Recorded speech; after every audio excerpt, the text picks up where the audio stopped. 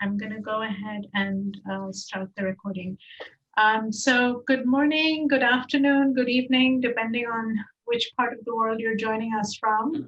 It's very early in the morning for our speaker today, and it's almost bedtime for me. So we have the whole range of time zones here.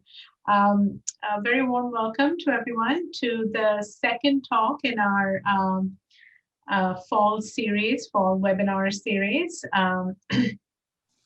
So my name is Vidisha Banerjee. I am leading this project called Thanatic Ethics with two colleagues, Judith Mizrahi Barak and Thomas Lacroix. I think many of you know them. So please do look us up, our website. We are planning a number of, this is kind of the first part of the project. Because of the pandemic, we're having these webinars. We were planning on having, a number of face-to-face events, which we have postponed for now, but we are definitely going ahead with the plans. So we have two workshops, one in Montpellier in late March, early April, and another workshop in Hong Kong at my university. The first workshop in Pilar's University, and the second one in mine in September. And then we finish off this phase of the project in December of 2021 with a conference in Hong Kong. So if you're interested more interested in the project and interested in finding out about it, do get in touch with us, look us up, and we will continue to have these talks. So we're planning a winter series starting, which will feature talks in January and February, and then a spring one hopefully as well. We did have one more talk scheduled for the fall series for December 4th, which we had announced, but unfortunately we are going to have to cancel that because the speaker is in Senegal, is it? I think, Thomas, yes. And he doesn't have access to very reliable internet there. So we decided to postpone that. Oh, he's here. Hi, please. Hello. Hello. Sorry for the inconvenience. No worries. Thank you for joining us today. Yeah, so we will definitely have you later on. We hope to March. have you, yeah. In March, yes. Okay, so I'm going to hand it over to Judith to introduce our speaker for today. Yes, so most of you or some of you are probably familiar with Srilata's name and her work, but I still want to say a few sentences in order to be able to have the pleasure to introduce her. So she's professor of Francophone literatures and cultures at the Campus Saint-Jean, which is a Francophone campus that is part of the University of Alberta. And she's also the director of IMELDA. So this is the Institut Marcel et Louis Desrochers pour le patrimoine et les recherches transdisciplinaires en francophonie canadienne et internationale. So I had to read that because it's, so you probably are aware also that she has lived and worked and taught in many countries before joining the University of Alberta. I mean, something like 10 years ago, I believe. I mean, India, Mauritius, Singapore, Australia. And she has published extensively on comparative French and Francophone, post-colonial, literary and cultural studies, diaspora studies, island literatures, Indian Ocean cultures, French-Canadian topics as well. She's also written on sports, on translation. And I want to mention, of course, I couldn't miss that. I want to mention the book we co-edited together. So that is Translating the Post-Colonial in Multilingual Contexts back in 2017. And that's part of the Poker Pages series I ran. And in fact, last time I heard Srilata speak, it was in Kolkata for the Ecotones series. And I'm, again, very happy to take this opportunity to announce that the the latest volume also of Poker Pages is just out. And it's within our theme as well, because it's borders and ecotones in the Indian Ocean, cultural and literary perspectives, and it was co-edited by two colleagues who are also part of this Thanatic Ethics project, Marcus Arnold and Corinne Dubois. So it has a selection of two conferences in Calcutta and University de la Réunion. So I'll put the link up. And so before Calcutta, it was in Montpellier that I heard Srilata speak for the last time. And the talk I remember was Impossible Returns, Diasporic Traveling Back Narratives. So I'm looking forward to hearing Srilata follow up, in fact, on that in today's talk in a different context of Thanatic Ethics, but still in the context of the Indian Ocean. So it's always a pleasure to interact with you, Srilata, and we're delighted to have you on board as well as part of the Thanatic Ethics projects, and also as a project team member on the project. And thank you for having accepted to participate in this webinar. So floor is yours. Thank you, Judith. I'm just going to do the share screen thing here. So is that working? Yeah, I think it should. Yeah, thank you, and good morning, good day, good evening. As Vidisha pointed out, it's about 6:30 in the morning here in Canada, so I'm bright and cheerful.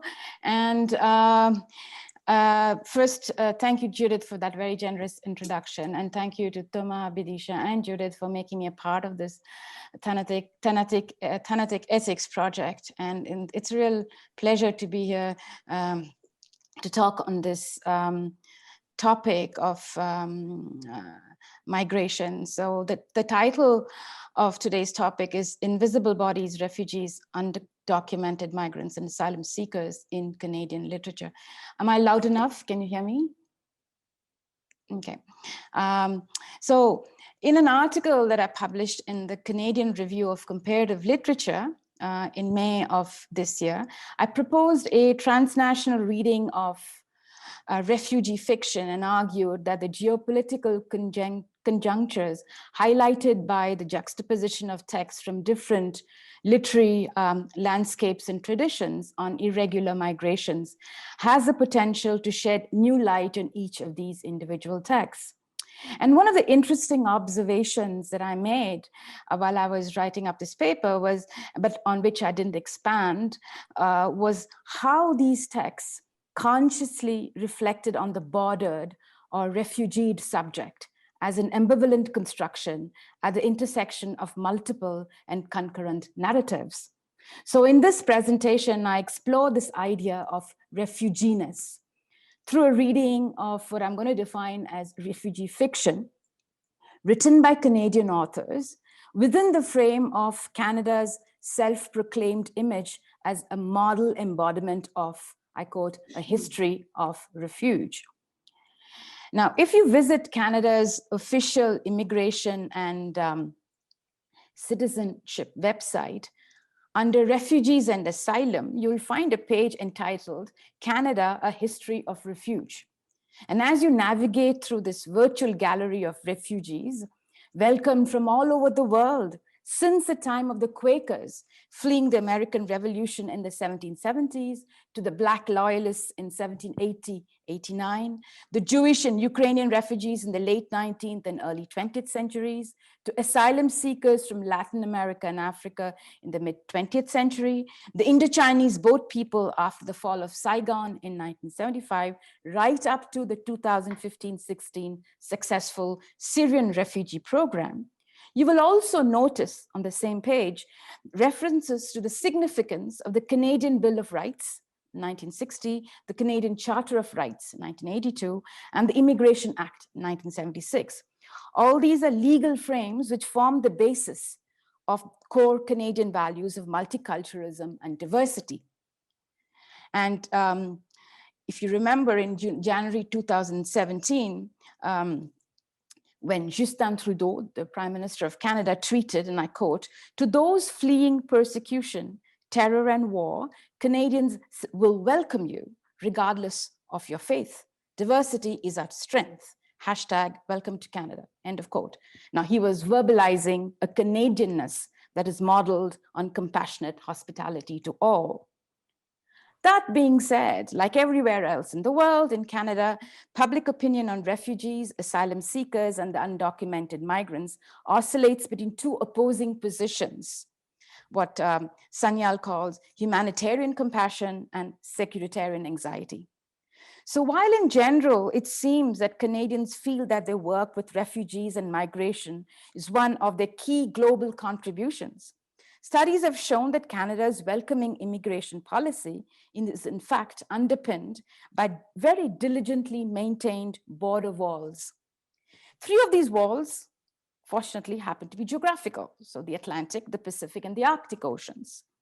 With notable exceptions, as we will see in the course of this talk, Canada hardly receives asylum applications at seaports. The 4th wall is Canada's southern border with the US. With the exception of the last 4 years, for the obvious reasons, historically, the movement has been towards south of the Canadian border and not in the reverse direction. The 5th wall is a bureaucratic barrier that Canadian governments, whether they have been conservative or liberal, have very fastidiously constructed and maintained. So in reality, it is believed that Canada spends more resources than most people actually realize on deflecting potential asylum seekers.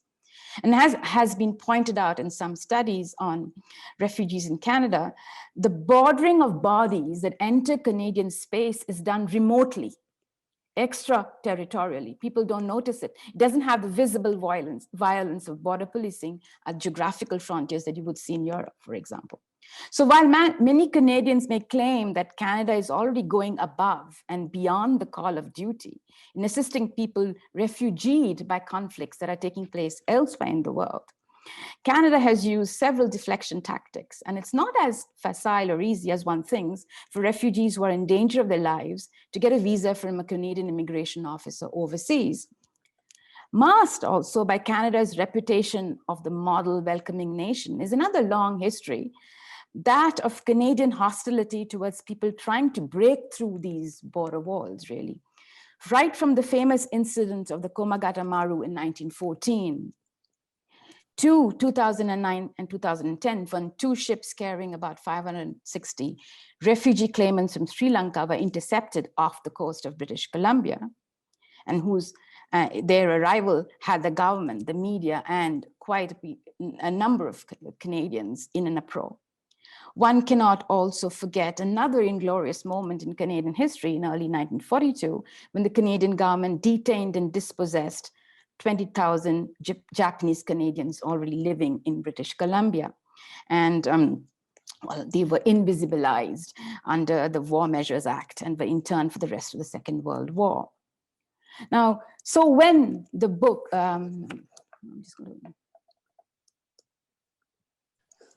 so when The Illegal by Lawrence Hill was published around the time of the Syrian crisis, its Canadian author, Lawrence Hill, better known for his book called The Book of Negroes, reached out to the Canadian public to say that, and I quote, "We should open our doors much more widely. We have lots of room in our economy and our geography for more people and for more refugees," end of quote. There may have been several Canadians who may have been taken aback. UNHCR now estimates there are about 1.4 million refugees in need of resettlement, and these projections continue to increase every day. Canada's moment of generosity on the Syrian front is a mere drop in the bucket, and Lawrence Hill's call for a humanitarian response, despite securitarian anxiety, was and remains timely. The Canadian author believed that his novel could inspire readers to care more deeply and empathize more profoundly with millions of people in the world who are, I quote, stateless or in hiding or undocumented, which in turn would make us demand, he says, more of ourselves, and, I quote, will also demand more of our elected officials, end of quote. Indeed, literature employs our imagination and our empathy to help us overcome the social and cultural barriers constructed by divisive and nationalist politics. Investigating the direct impact of such novels on a country's refugee policy is probably not feasible, but investigating how refuginess is represented in imaginative literature can go a long way in challenging some of the dominant narratives on refugee crises, on refugee resilience, and in influencing political will. So I'm interested to see how far Canadian texts, these creative Canadian stories, go to challenge Canadian celebrations of refugee resilience, because that is precisely what is celebrated on the Canadian website.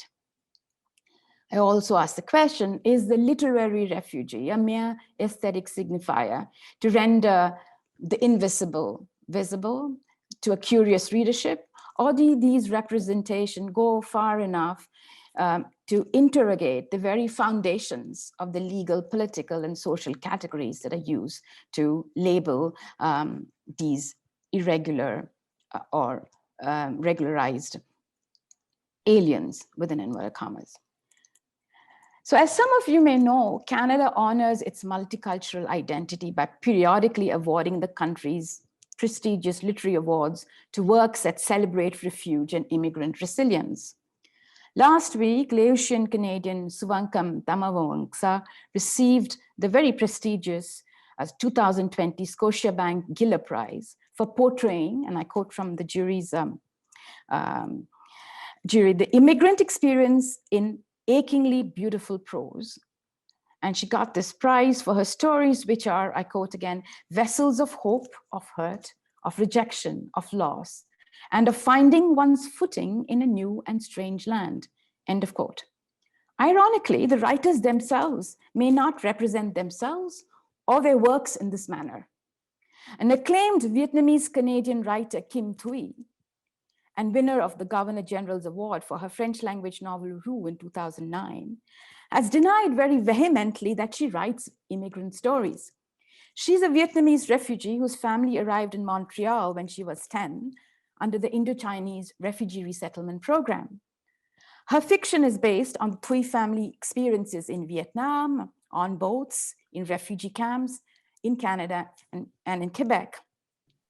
As a creative writer, she highlights the difference between refugee and immigrant, a definition that I find very useful when making that distinction between immigrant writing and refugee fiction for the purposes of this paper. And I quote from her interview, "Refugee and immigrant are very different. A refugee is someone ejected from his or her past, who has no future, whose present is totally empty of meaning. In a refugee camp, you live outside of time. You don't know when you're going to eat, let alone when you're going to get out of there. And you're also outside of space because a camp is no man's land. To be a human being, you have to be part of something. The first time that we got an official piece of paper from Canada, my whole family stared at it. Until then, we were stateless, part of nothing." End of quote. So refugee fiction mediates between presentation and representation to subvert, question, or simply call our attention to how a certain kind of refuginess needs to be told or performed to obtain that official piece of paper.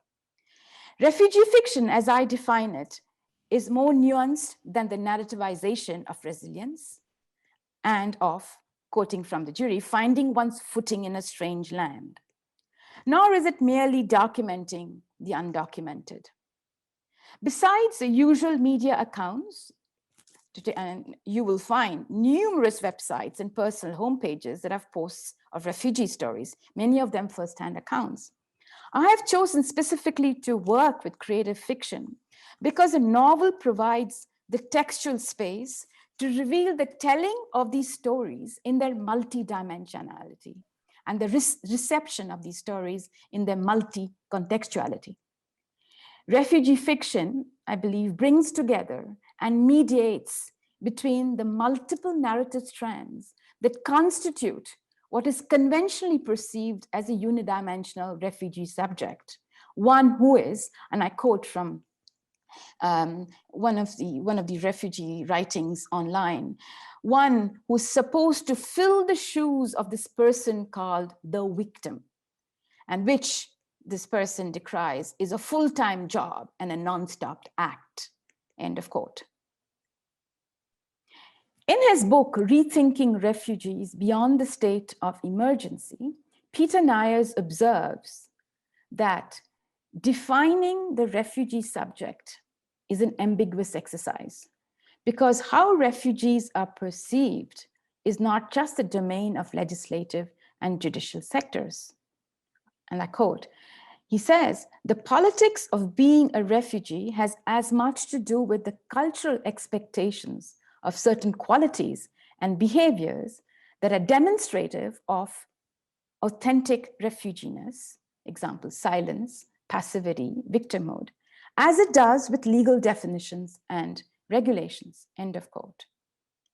Trish Luker, in Performance Anxieties, Interpellation of the Refugee Subject in Law, also points out that the refugee emerges in, and I quote, a performative speech act, which is a result of repetition and citation of tropes of refuginess, which function to legitimate and naturalize certain representations as evidence of the grounds for protection, end of quote. So central to the construction of refuginess is the importance of providing a good, and I quote from one of the novels that I'm referring to here, a compelling narrative. This compelling narrative has to be coherent and credible refugee story, a story that warrants and justifies a protective response. So in the case of Canada, what happens is asylum seekers make a refugee claim in Canada at a port of entry or at an inland office, which could be the Canada Border Security Agency office or the Immigration, Refugee and Citizenship office. What they call resettled refugees, on the other hand, are screened abroad and undergo security and medical checks prior to being issued a visa to come to Canada. People who are intercepted, the irregular border crossers who are intercepted by the RCMP or local law enforcement after crossing the border irregularly, are brought to the nearest CBSC port of entry or inland CBSA office, whichever is the closest, and where an officer conducts an immigrant examination, including considering whether detention is warranted. Now, if the claim for asylum is determined to be eligible, it is referred again to the Refugee Protection Division of the Immigration and Refugee Board, which is called the IRB, for a hearing. When CBSA or the Canada Border Services Agency detains a person and that person is not released, the Immigration Department must review the grounds for detention and decide whether there's reason under the Immigration and Refugee Protection Act to continue detention.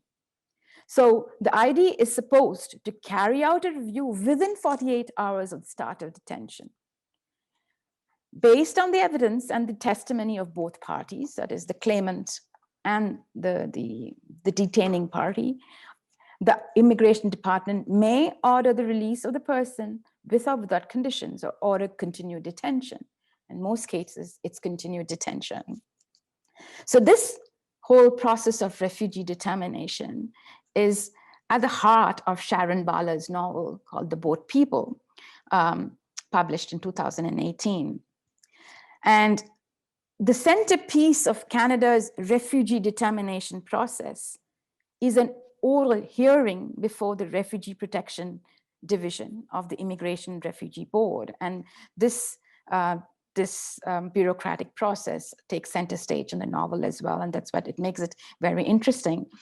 These oral hearings before the RPD allow members, that is the jury, the officials, to gauge the claimant's demeanor, and I underline that the claimant's demeanor, so the appearance, physical and verbal, and the consistency, plausibility, and coherence of their story.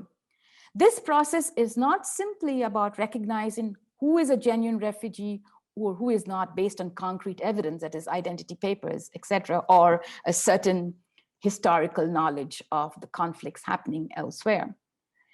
As Trish Luker has argued, and as I have already stated above, I repeat, the refugee emerges in this performative speech act as a result of repetition and citation of tropes of refuginess, which function to legitimate and naturalize certain representation only as evidence of the grounds for protection, end of quote. So what Sharon Bala's novel reveals is that this speech act, first and foremost, is based on what she calls a capricious law, and which also places these claimants in certain absurd and inauthentic situations. The system demands the performance of authenticity, but in order to make the narrative recognizable and understandable according to the norms of the legal process, the singularity and possibly the authenticity of the account may be lost. And I quote from Sharon Bala's novel: detention reviews, the admissibility hearing, then the refugee board hearing, a long series of judgments, each an opportunity for failure and deportation. Laments Mahindan, who is the protagonist of the novel, who has had 12 failed detention reviews. Coached and encouraged by his lawyers, he remains, however, confident that he would eventually tell the judge, and I quote, a good and compelling story and pass this hearing, end of quote. So it is the legal process and its demand for qualities like consistency and a credible demeanor that the society and the societal expectations of what a victim should look like that brings brings into being the refugee.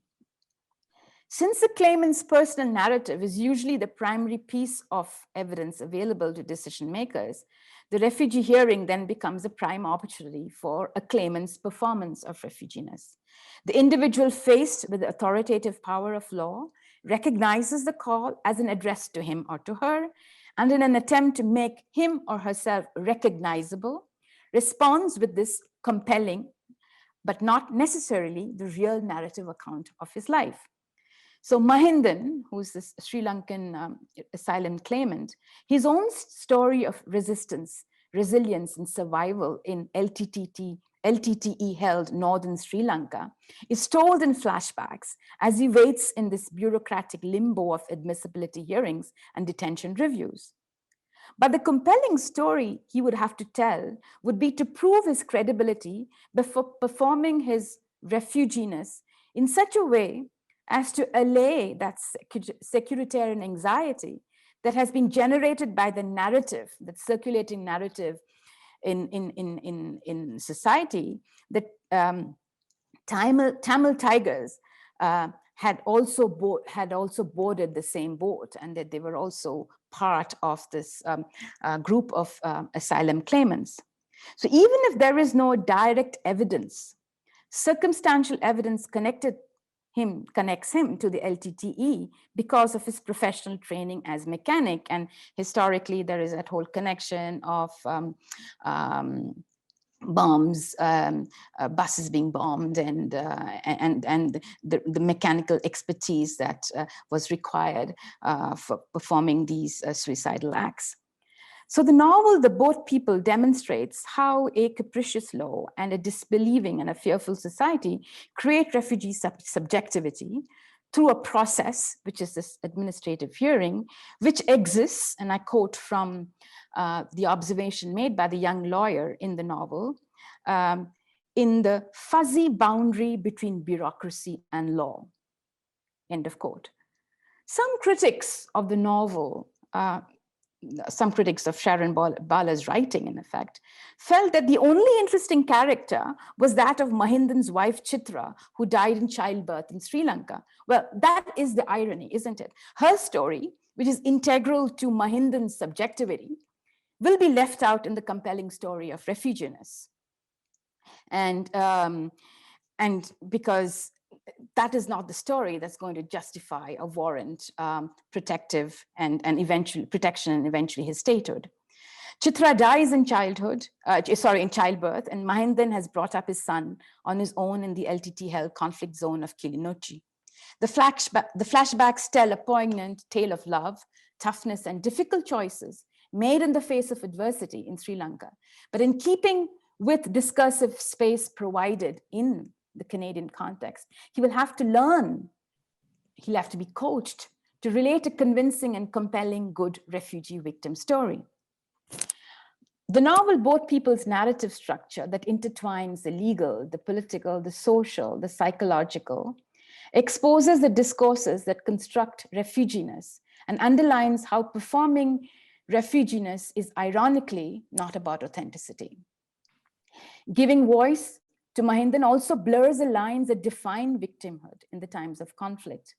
The novel also subverts the image of Canada as a model humanitarian host. And I quote again from the young lawyer's observations in the novel. These people have fled a prison camp to come here. Locking women and children with actual criminals is insane. Locking the asylum seekers with criminals is inhumane, end of quote. The inhumanity of the detention process is perceived through the story of Priya, who's a second-generation Tamil Sri Lankan Canadian, who's drawn into representing Mahindan and a handful of other claimants who are from the ship. While the third storyline, very interestingly, belongs to a third-generation Japanese Canadian, Grace Nakamura, whose grandmother had been interned during World War II, and she is one of the educators who will determine the destiny of Mahindan. So Canada's story of delegitimizing its own citizen looms large in this courtroom where decisions are being made about legitimizing the presence of non-citizens. In principle, immigrant detention is just a temporary stage for those who are about to be deported. Indefinite detention, which is unfortunately the norm or the reality, is grounded on arbitrariness and unpredictability, on an obscure bureaucratic maze. And I don't have the time here, but there are several examples in the text about that reflects this, the arbitrariness and the capriciousness of this law. What the novel also brings out is that, and the bureaucracy that underpins asylum requests is based in a system of disbelief, and which is visible in the asylum procedures and present throughout the detention, where endless interrogations force refugees to relive traumatic experiences of fear, loss, and torture, time and again, only to encounter skepticism and disdain. And another interesting thing also is this performance of refuginess is almost always mediated by an interpreter in the admission hearings. And refugee story is the most important part of their claim, will be told and retold, often through the voice of another person. At one point, Mahindan, after having stayed there for 1 year, has learned to communicate in English, but his lawyers tell him that, no, it's probably important that he continues to speak and talk in Tamil, and the interpreter will be doing the exercise of translating. This gap between the expected authentic story and the lived authentic story, and how the text, the novel, the fictional space mediates between the two, is what is at the heart, I believe, of refugee fiction. The detention center, whether it's a detention center or whether it's the camp in the case of the other novelists, or the slum in the case of Lawrence Hill, I'll come to that. These are non-spaces of waiting where one lives out of the body, out of time and out of place. And it is in this vacuum that the stateless are called upon to perform their refuginess. So if Sharon Bala uses textual realism, multiple narrative voices, and historical flashbacks to deconstruct the discourse on refuginess and question Canada's celebratory discourse or celebratory history of refuge, Lawrence Hill uses satire and parody to call into question the refuginess that is constructed out of the conventional expectations of trauma, resilience, and survival. In the novel, The Illegal, which is translated also into French as Sans Papier, which is also an interesting, that would be another paper to talk about translations. Lawrence Hill invents two fictional countries, Zantoro Land and Freedom State in the Indian Ocean, and sets its plot in the near future in 2018. The book was published in 2015. It is also very interesting to note that this temporal proximity to the time of writing contrasts with the geographical distance of these invented countries from Canada, from the place of publication. Does this intriguing choice of fictitious spaces so far removed from Canadian realities underline the author's desire to discuss the globality of the question? Or is it just to stay clear of an overt criticism of the Canadian government? Well, I'll leave the question open here. The protagonist of the novel, Kita Ali, is a citizen of Zantoroland. He's an elite marathon runner. And following his father's death at the hands of corrupt government agents, Kita doesn't have any other option but to flee. Arriving in this prosperous neighboring country state which is called the Freedom State, to participate in a marathon, he separates from his agent and goes underground, finding refuge in Africtown, which is an immense shanty town where the boundaries between the regular and the irregular, between the legal and the illegal, are blurred at all levels. So at first glance, Hill's account appears to align with mainstream discourse on global migration, defined either from an economist perspective or from a humanitarian vision. That is that of a resilient illegal immigrant fleeing persecution in his country of origin, who will succeed and make a better legitimate life for him in his country of refuge, thanks to his running skills. But Hill's irony works at two levels in deconstructing the dominant discourses about undocumented migrants. On one hand, Hill criticizes the way in which the Black body is reduced to its athletic prowess, and draws our attention to the fact that the global movement of athletic bodies only strengthens the systems of control and surveillance of the movements of Black bodies in the world.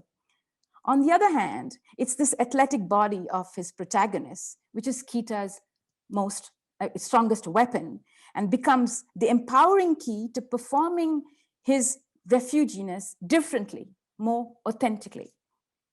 Hill presents us with a near-futuristic dystopian space shaped by grotesque characters who operate in comedic situations.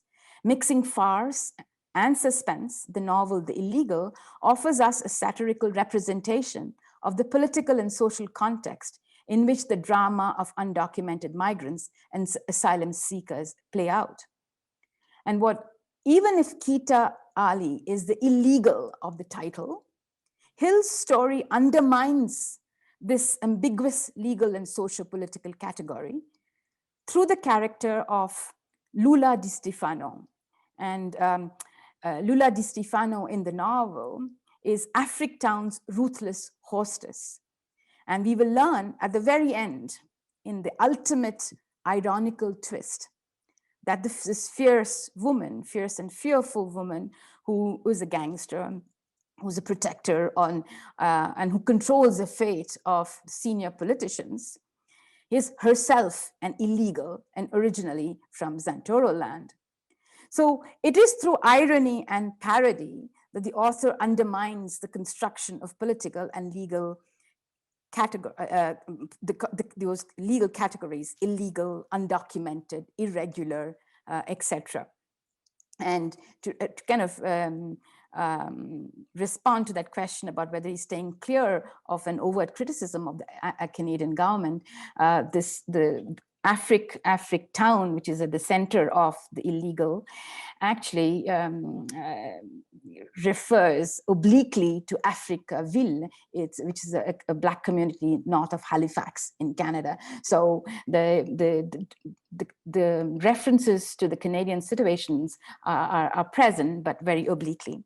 So Hill's near-futuristic narrative set in a fictitious country may be an effective reminder that state-produced non-citizens are also present in Canada, and that Canadians have to grapple with this reality, that there are other stories about Canada that are different than the welcoming liberal narrative. So if Canadian literature needs to be inclusive and needs to be an inclusive literary and political project, it must also come to terms with the reality that non-citizens denied the usual human and social rights associated with citizenship also constitute a state-produced feature of the Canadian landscape, as we see in Sharon Bala's Boat People. For as the poet Patrick Chamoiseau states, and I quote from an article that he that was translated in 2018. We live not in a state, a nation, a federation or confederation, surely not in a constellation of commercial hyperplaces and financial centers, but in an ecological and human totality, extremely reactive, sensitive, and unpredictable, end of quote. Fictional narratives that relate forced and irregular migrations disclose how performances of refuginess reproduce bordering by dividing these performances into successful and failed speech acts. As some, however, succeed in blurring their boundaries, some of these. And this is what, this is why I refer to Kim Thúy's success as a refugee writer. And for those of you who are not familiar with Kim Thúy's works, and she has written, Rue was her first novel, for which she won the Governor General's Award, and then which was translated into several languages, into English. And then V is one of her latest novels, but she has this amazing public persona as well that has also contributed to her success. And she has been accepted very, very gracefully by the Canadian public. And it was last year, was it that her Rue was actually proclaimed the most popular novel in Canada, or the most widely read novel in Canada.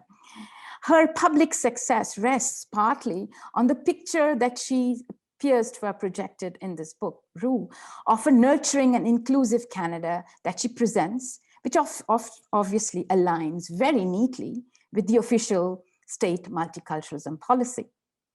But as she has, the reason why I've kept this to the very last, there's so much work already written about Rue. And it has been argued that this dominant trope of gratitude, which seems to be the most apparent one in the text, is not uniquely directed towards the Canadian state, but also at other refugees and survivors. And that's a nuance that she provides in the text.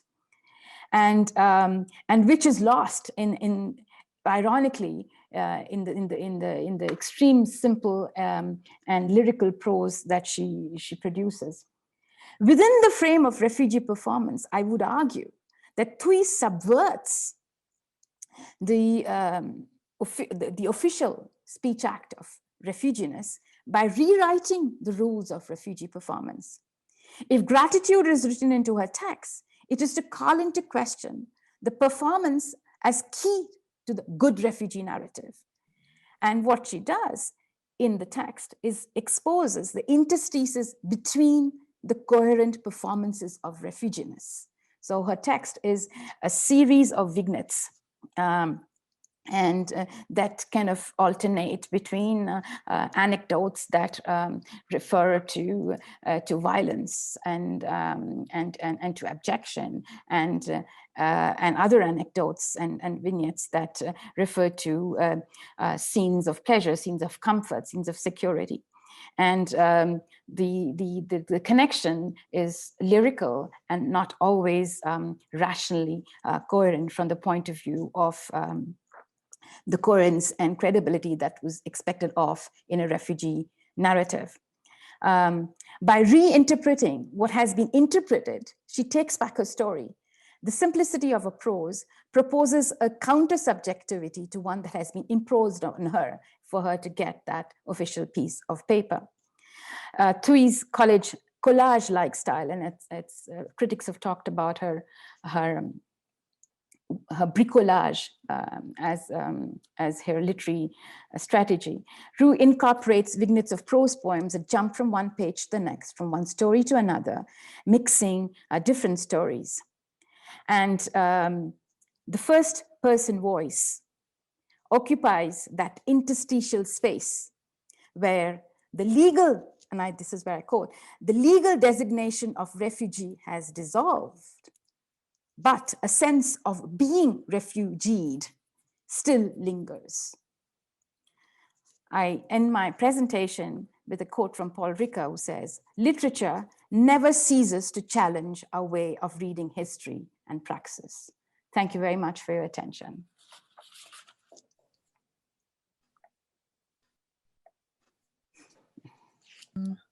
Yes, I'm putting my mic back on. Thank you so much. It was a wonderful talk, as we could have expected, of course, coming from you. So thank you very much.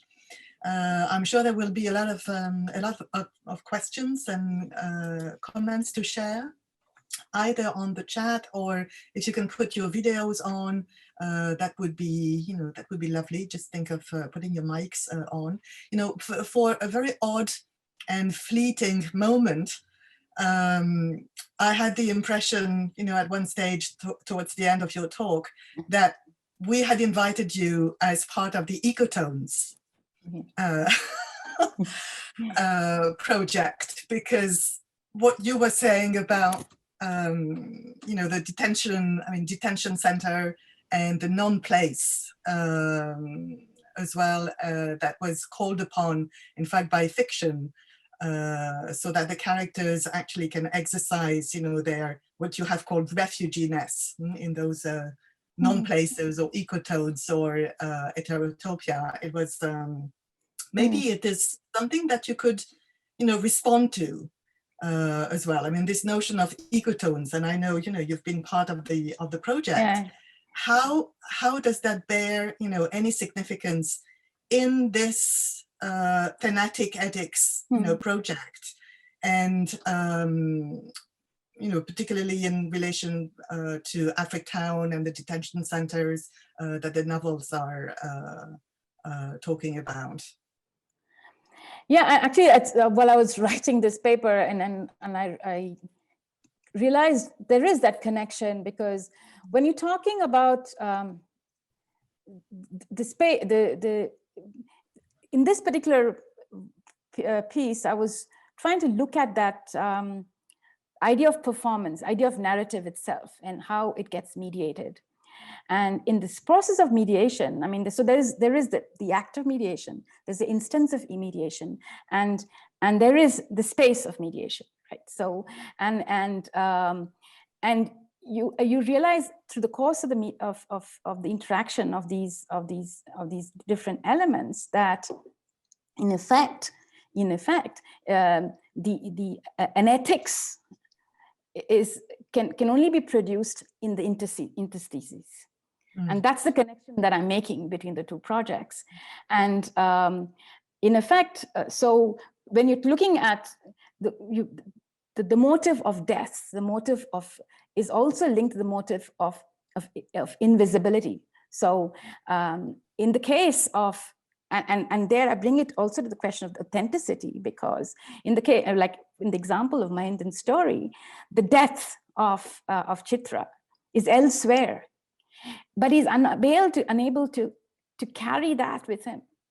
In his performance of authenticity, certain aspects of authenticity that's linked to his memories of death. And so that body is kind of, is invisibilized twice, is killed off twice.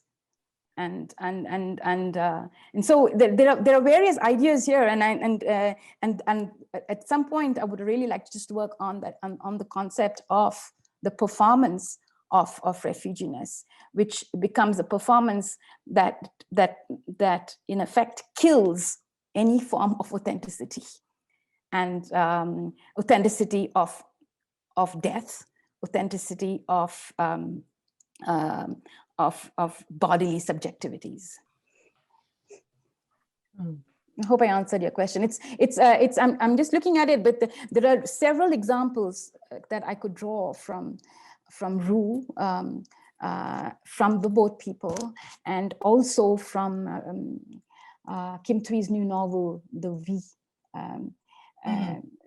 where could you give us a few examples, and particularly in the context of the dead body of the refugee, for instance, or I'm thinking of some of the other works you have worked on. I mean, Tropique de la Violence, for instance, by also when you have ghost, voices, and you have ghost characters that come back, and where you do not have anymore. I mean, it's the body that is both dead and alive, and those borders are also blurred. I mean, in Apana, it's very clear. Yeah, absolutely, it's very clear. But there again, it's also the question of well, is how is with for death to occur, there has to be a body. So when the body is not recognized, how do you define death? So there is that point as well, and that in effect also underlines these narratives that look at those instances of individuals who are not documented, not recognized, who are not there. They're not just invisible, they're invisible in all senses of the word. So it'll be interesting actually to define the dead, or define that which is not there against that which is not there. You see the paradox. And I think in these kind of fictions where, and then that's exactly what Thúy says, is one is out of place, one is out of time. And so how does one define those binaries as life and death in that kind of situation? It's still, I mean, and I think what for me, when I define these novels, because there are several other novels that I could have worked on, I found these texts useful because they actually called into question or raised those kind of ambiguities. Without, of course, resolving them. I mean, that's not Yes. yeah. I'm also looking at the chat, and so if people want to put in, questions on the chat, or simply put their switch their mics on and their videos, Pilar has or a question, Judith. Hi, Pilar. Pilar has a question. She has her hand raised. Yeah. Go ahead. Well, hello, everyone, and hello, Srilata. Can you Hi, hear Pilar. me? I can hear you. I can't see you, but I can hear you. Yeah. You can't see me? Yeah. Okay. Oh, well, Anyway. I can see you. No, I just have to scroll down. Sorry. Yeah, I can hear you. Yeah. Okay, I'll here. see you. Okay. I'll see you eventually. Okay. Very nice to meet you online like this. I have a comment and a question. Yeah. My comment has to do with what you've been discussing about the need for the refugee to perform an authentic and a credible narrative, this narrative of the good refugee.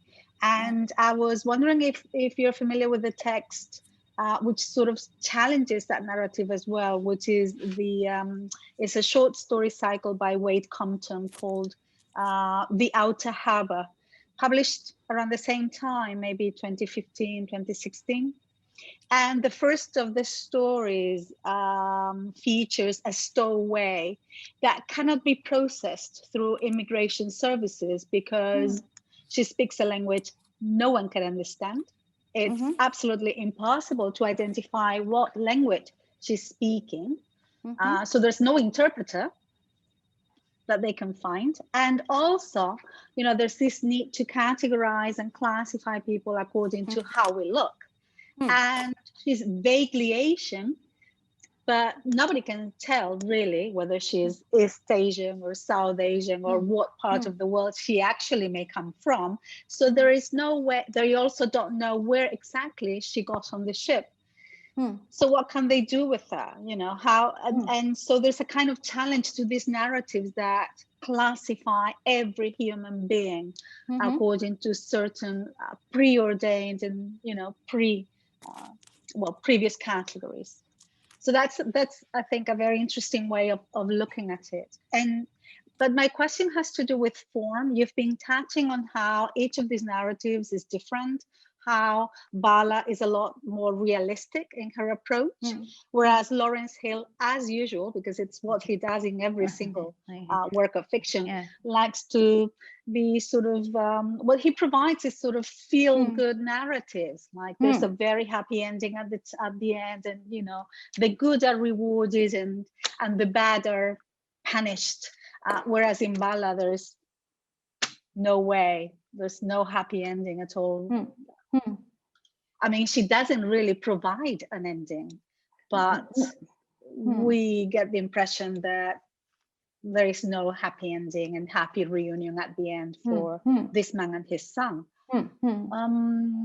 And so I was wondering about whether you think there is a particular form or style that you would think fits better with this need for authenticity. So if we provide a realistic text, or if we face a realistic novel, are we, from a reception point of view, more likely to believe in that authenticity, to position ourselves closer to that refugee subjectivity or not? Do you think form has an impact on how we perceive a relation to these human beings that are suspended, no longer part of the flow of time of a specific place, and so on? What do you think? I'm very interested to hear what you can. Thank you, Pilar. Thank you for your first for that for Wade Compton's reference, and thank you for this wonderful question, because while I love working on form, and especially when the form itself is questioning its form. It's the narrative is questioning the narrative. So and your whether and I've taken here in effect 3 different types of forms, all of which question the legal or the social act of performing refuginess. And Lawrence, as you rightly said, Hill provides a satire. Rue provides lyrical prose. It's like a poem on prose, it's a poetic prose. And Sharon Bala is realistic novel. And I find that even if Sharon Bala's novel is realistic, it kind of taps into all those resources that fiction as a polyphonic space provides. So it provides a different, and I think, whereas the Rue's novel, which I teach, and I find very difficult to teach because it's so intricate, seems to have had a huger impact. And this is and of course the illegal. Not very many people have read it, even people who are fans of Lawrence Hill. So it's and what I thought was the most difficult text seems to have had the greatest impact on the reading public. Now, whether that impact is because there is this theme of gratitude that runs through the text is something that that has always been a subject of debate in the discussion of her novel, of her work, and it's that people read at the first level, and they seem to have got it. Sharon Bala's novel, I mean, from the responses you get, I mean, not very many people outside of people interested in such literature would have read it. It has been acclaimed as a popular novel, but as you know, there is, but in terms of form, to respond more precise, more directly to your question, I don't think there is a particular form. And I find that each of these texts have responded in particular ways. Now, it's how do you measure the impact is something that on a reading public is something that I don't know is possible. In terms of you can have in terms of an immediate impact on policy, for example. Can you measure that? I don't think so. But one can, in terms of whether it raises one's awareness, whether a person like, a person who prefers reading a realist novel, will that person be able to actually understand all those kind of intercultural elements that are in Sharon Bala's novel? For example, all those flashbacks back to LTT, all that Tamil culture, which is not always evident. Whereas in Kim Thúy's novel, one of the reasons why it gets very easily absorbed by the reading public is the very minimalist approach. So I can't, I mean, so there is no direct answer to your question, Pilar, but it is an interesting, interesting topic to discuss. And it also, I think, largely depends on the kind of marketing these books have had. Thank you, Srilata. I appreciate that. These are questions I'm thinking through myself. Yeah, so thank you. Thank you.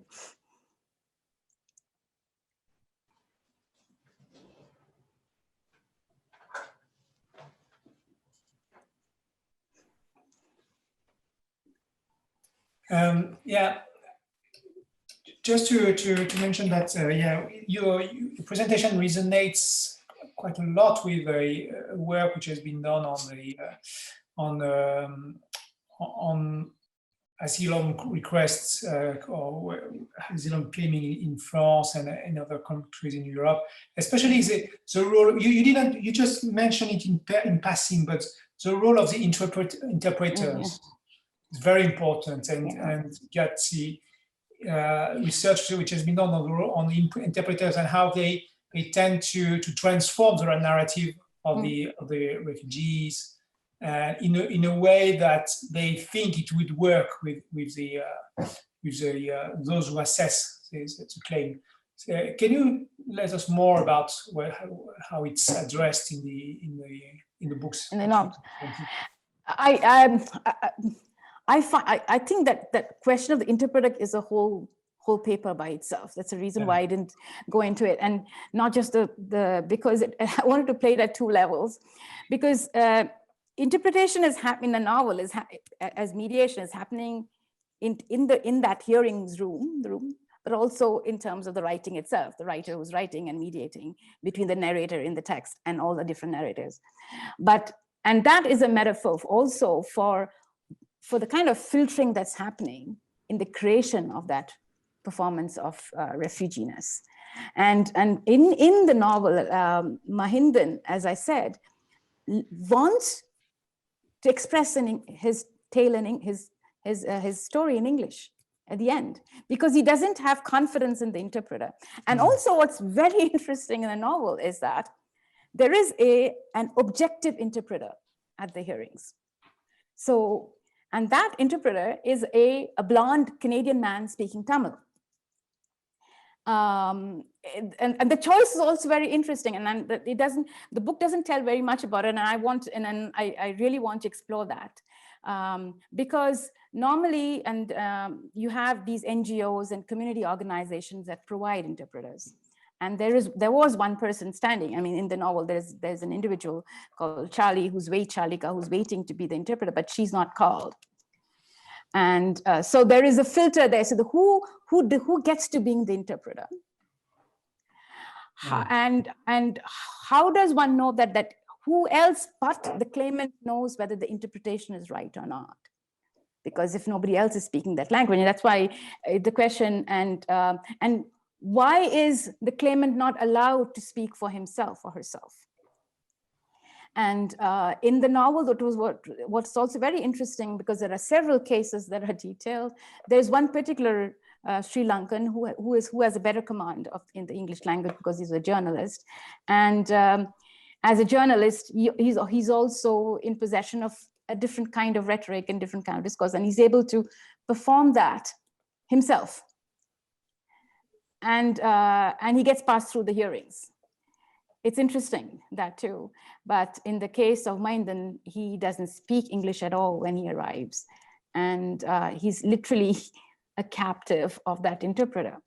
And throughout the novel, there are these very, very poignant passages when initially Mahindan is looking at the interpreter and doesn't understand what the interpreter is saying.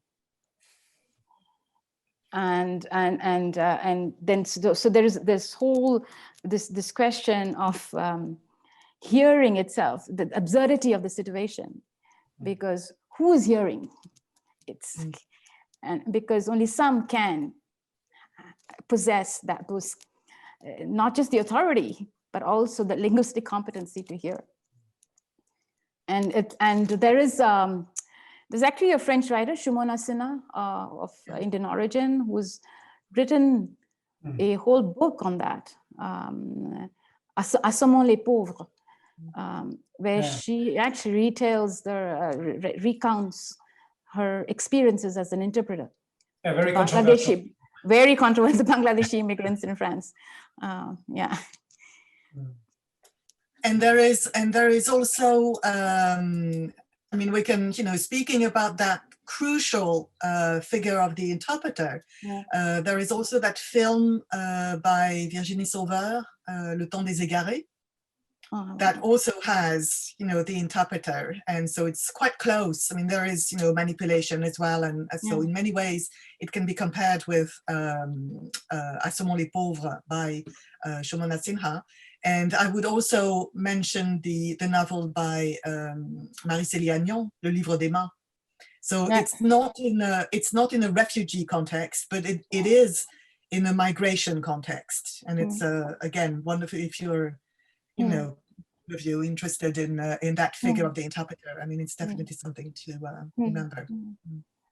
But what I find very also revealing is that the way in which these writers themselves make that distinction between, migrant writing and refugee writing, and I want to really look at that, because there is this whole celebratory reading of migrant writing, of hybrid writing, and saying that but whereas I think the distinction, and as Kim Thúy rightly makes, and is that in refugee writing there is this writing about nothingness. It's how does one write the inability, it's much more difficult to write to inauthenticate a performance that authenticated them, and that is something that is very specific. That's what I call, and I'm trying to develop that idea of refugee fiction from that perspective.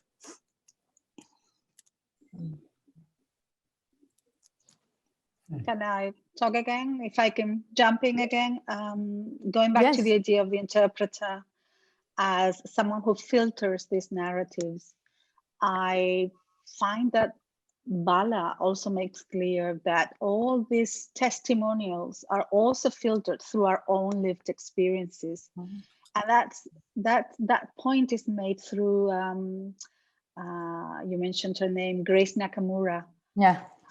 Who's the one who has to decide whether Mohinder's claim is actually credible.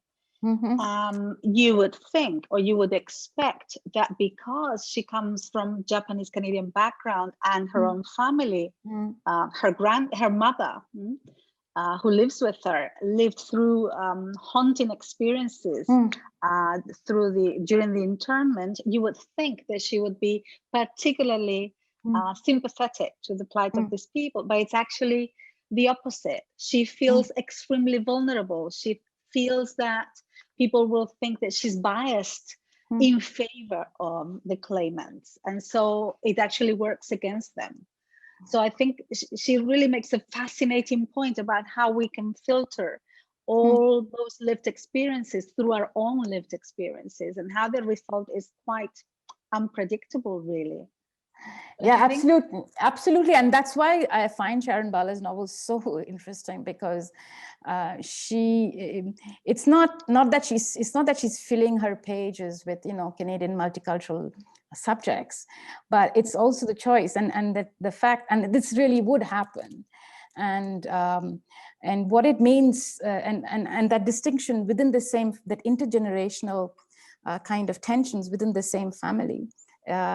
And it's through those tensions that she has to make that judgment. So in that, so again, in that room, in that space, which is not the detention space, the space where judgment is going to be made, is also a space that has those ghosts of Canada's inhospitable past, and that is also an irony that is absolutely that is played out in the text. And that's why it's a very rich text. Absolutely, I discovered it, just by chance, like the illegal, and I'm really glad I found it. Thank you. Thank you, Pilar.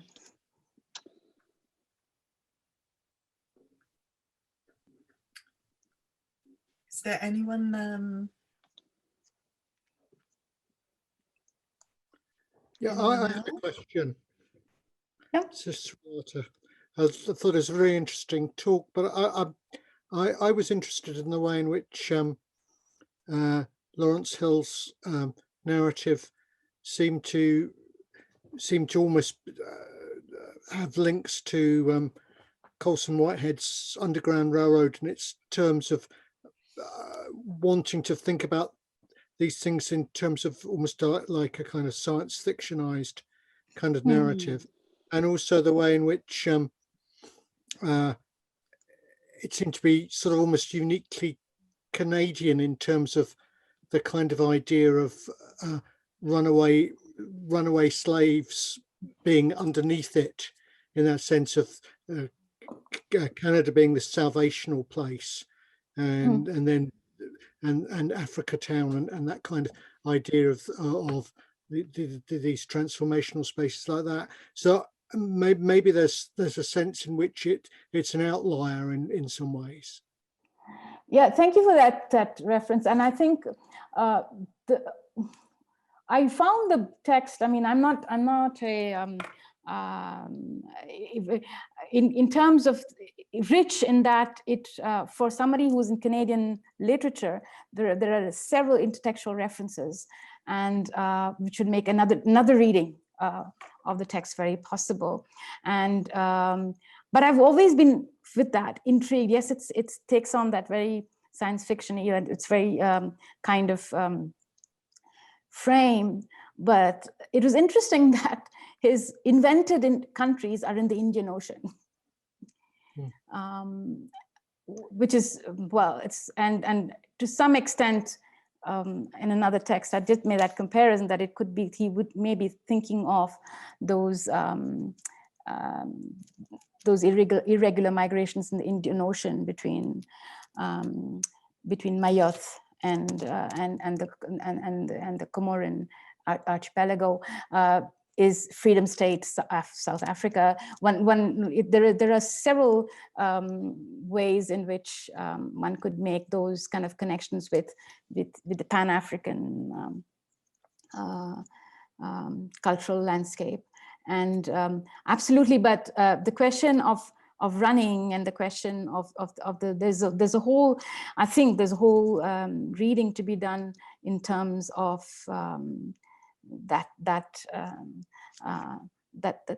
the African connection, African mobilities, and how that's represented in Canadian literature. Thank you. Thank you very much. If I can add to that question. Yeah. I think a closer reference for Lawrence Hill is his earlier novel, Any Known Blood, which is actually about the Underground Railroad. Yeah. You may know that his parents came from the United States. And in that particular novel from 1997, Any Known Blood, he actually traces back the history of his own ancestry in the US and the runaway slaves and so on. And there's actually one character, one recurrent character throughout 3 of his novels. The first one, Some Great Thing, 1992. The second one, Any Known Blood, 1997, who's a journalist from Africa called Yo-Yo, who reappears in The Illegal as father to the protagonist, Jali. So there's like a running thread there. That goes way back, and I don't think it can be connected to Whitehead's novel, which I think is fantastic, but still I think he has his own references and background that you need to look at. Yeah, that's a whole Hill universe out there, and yeah, absolutely. There's another angle that can be looked at. Thank you for that.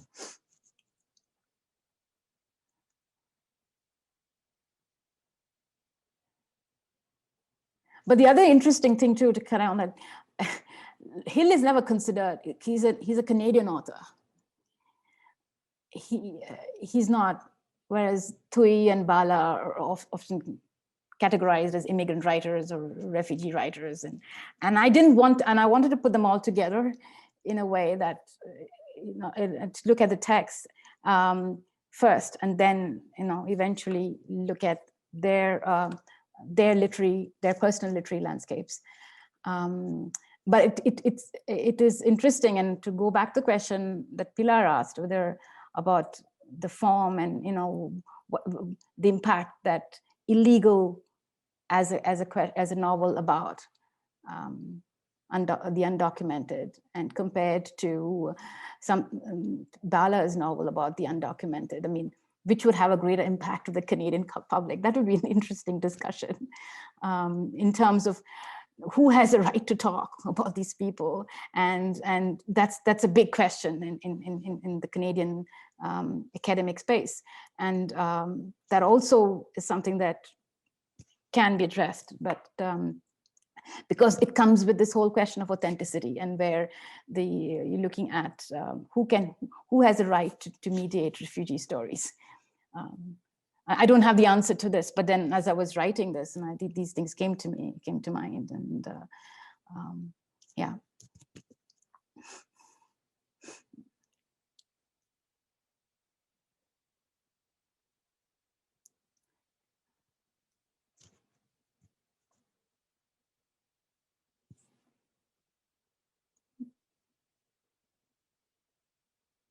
We lost our hosts.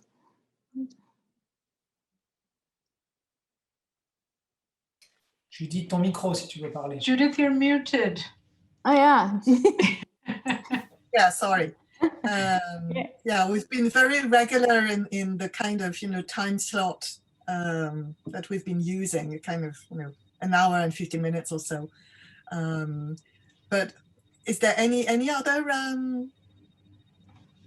comment or question or anything that you would like to share? Or so we'd like to thank you again. I mean, Srilata, it was wonderful, and thank you for your questions and for the comments that were attached. Vidisha, did you want to add something or close, or? No, not really. Thank you. Thanks again, Srilata. That was really yeah, thank you. Yeah, thank you for the opportunity. Actually, I wanted to ask you something. Oh, sure. Sure. Yeah, it's pure ignorance on my part. Okay, so because you came across this word Governor General's Award. So Yeah. it sounds a bit like kind of a state-sponsored award. Like, so it was fascinating to see that like so many. I mean, you see, I mean like these books they're calling into question government stand towards immigrant refugees. And on the other hand, they are getting like Governor General's Award. So maybe I don't know what exactly this Governor General Award stands for. Like what exactly it is. Oh, okay. Prix Gouverneur Général pour la fiction en français. That's what she got because of her. And it's actually a very good question, because, and one of the reasons why if she does, the book is so publicly appreciated is that for some reason, people only read it at one level. Yeah. And the kind of questioning and the kind of the complexities that are hidden behind this apparent simplicity of the lyrical prose is lost. So in that sense, but also remember the name is Gouverneur Général, but then the people who are actually educating for who evaluate those questions are intelligent people who kind of understand, I guess, the importance of producing literature that also which challenge reality. So yeah, and it's a name for in English Canada you have the Scotia Giller Prize and other prizes, but you also it's a traditional thing. You have a Governor General's Award, because do not forget that Canada, we're still under the crown somewhere. So the Governor General and the Queen, the royalty, that forms very much part of the cultural landscape. They are invisible but invisible around us. Right. Thank you. Oh. Okay. So thank you very much to everyone. Thanks a lot. And we look forward to seeing you again on some of the other, forthcoming seminars, webinars online, and we'll be communicating about those. Yeah, sure. The following one, as mentioned by Bidisha, has been cancelled, but we are we have on the 29th of January, Juliette Closiou, who will talk about the Tajiks in Russia and the way they take care of their dead in the context of the COVID pandemic. Yeah, so we're looking forward to seeing you again in January. Thanks a lot. Thanks a lot. Thank you very much to all. Thank you, Thomas, you. Bidisha, Judith. Bye. Bye. Bye. Bye. See you. Au revoir. Au revoir. Srilata will be in touch, huh? Yeah, sure. Thank you. Bye-bye. Bye. Okay, bye.